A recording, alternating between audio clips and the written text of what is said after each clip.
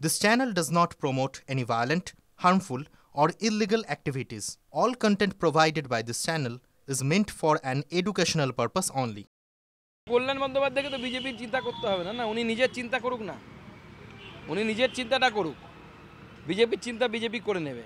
বিজেপির BLA two নিচে যাচ্ছে কি যাচ্ছে না সময় এলেই বুঝতে পারবেন। আমার যেটা মনে হয় যে কল্যাণবাবু এই মুহূর্তে বিজেপি এবং শুভেন্দু অধিকারী ফোবিয়াতে ভুগছেন, ওনার ট্রিটমেন্ট দরকার। উনি মাঝে মাঝে পাহাড়ে যাবেন এবং যে ভারতীয় সেনাদেরকে গালিগালাজ করেন তাদের সাথে ছবি তুলে আসবেন, তাহলে থেরাপিটা কাজ করবে। বেশ কিছুদিন হয়ে গেল থেরাপিটা আবার হয়ে গেছে, মানে লঘু হয়ে গেছে। আবার কিছু যান গিয়ে ভারতীয় সেনাদের সাথে একটু ছবি তুলে আসুন। এগুলো ভুল বক্তব্য। এটা আজকে আমাদের আনন্দের একটা বিষয় ছিল, কিন্তু সেটা হয়নি, কারণ সুনীত দাসকে আমরা হারালাম।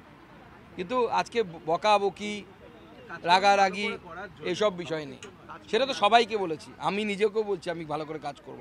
এসআইআর নিয়ে আমি 16 তারিখে নিজের এলাকায় ঘুরবো, প্রয়োজনে বুথে বুথে যাব।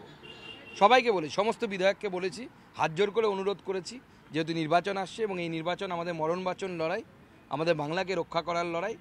সেই জন্য আমাদের সমস্ত বিধায়কদেরকে, আমি এবং আমাদের বিরোধী দলনেতা দুজনে মিলে আমরা অনুরোধ করেছি বিধায়করা যেন ফিল্ডে থাকে এবং আমরা নিজেরা ফিল্ডে থাকব। প্রত্যেকে এক একটি শক্তি কেন্দ্রের দায়িত্ব নিয়ে কাজ করব। আমিও একটা শক্তি কেন্দ্রের দায়িত্ব নিয়ে কাজ করব।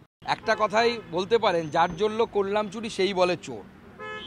দেখুন, পার্থ চট্টোপাধ্যায় নিজে পুরোটা করেছে, এটা হতে পারে না।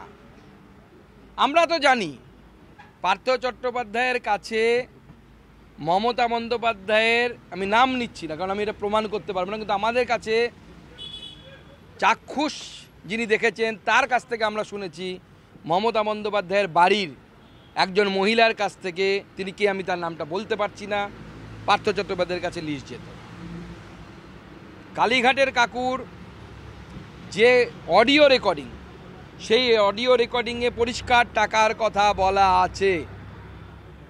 এরপরেও পার্থ চট্টোপাধ্যায় যেটা বলছেন সেটা আমার বিশ্বাস বাংলার মানুষ অ্যাটলিস্ট বিশ্বাস করবে না। আমরা শুনে হাসির থেকে বেশি কিছু আর দিতে পারবো না ওনাকে।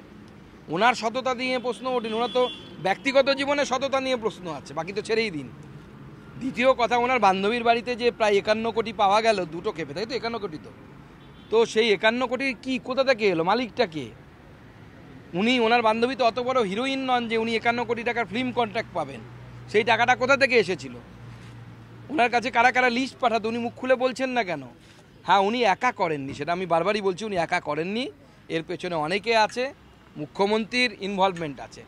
হ্যাঁ, এবার উনি বলছেন না যারা আমাকে কালিবালিপ্ত করার চেষ্টা করলেন, এটাও হতে পারে যে উনি হয়তো তৃণমূলেরই কাউকে হয়তো ইঙ্গিত করার চেষ্টা করছেন, কি তৃণমূলের ভেতরে কাউকে।